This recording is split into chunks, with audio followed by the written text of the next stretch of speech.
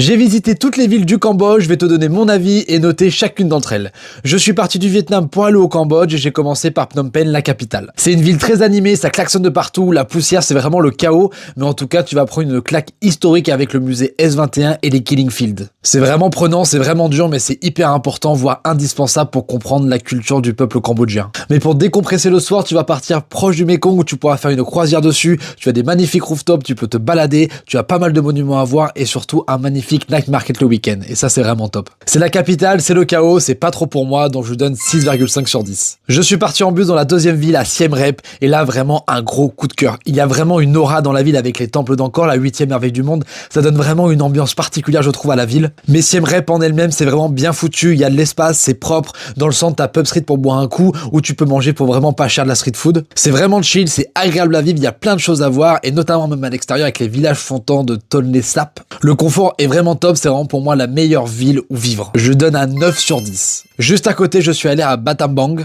Là, je suis honnête, ça m'a un peu ennuyé. C'est très calme, même trop calme. On y va surtout pour le bambou train, c'est juste une planche de bois sur des rails, ou notamment la Batcave avec les millions de chauves-souris qui sortent à la tombée du soleil. Vraiment, c'est époustouflant, mais à part ça, vraiment, on s'ennuie. La ville fait morte, en plus, il n'y a même pas des routes partout, donc vraiment, si tu as pas le temps dans ton planning, tu peux skipper Battambang. Kampot, grosse surprise, ville hyper apaisante au bord de la rivière. Il faut absolument goûter le poivre de Kampot, vraiment une référence ici, tous les chefs ici se l'arrachent. Le centre-ville est plutôt petit, mais je trouve à taille humaine, donc c'est vraiment agréable, mais autour on peut se balader en scooter et voir plein de beaux spots comme des montagnes, il y a vraiment de tout, il y a la plage, il y a la montagne, il y a tout à côté. C'est vraiment l'endroit pour se poser et respirer un peu et être vraiment au calme. Kampot, c'est un 8 sur 10, deuxième choix. Pas loin de Kampot, on a Kep, et là, véritable déception, on m'a dit beaucoup de bien et j'ai trouvé cette ville très limitée. La plage est pas ouf, très petite, il n'y a pas spécialement d'activité à faire, je trouve. Il y a juste le marché au crabe qui est vraiment très connu. Au moins une chose à faire si vous aimez les fruits de mer. Mais c'est une expérience d'une journée, donc moi j'ai pas trop aimé, c'est un 3 sur 10. On passe aux îles Koh Rong et Koh Rong Somlep, je mets les deux dans le même panier.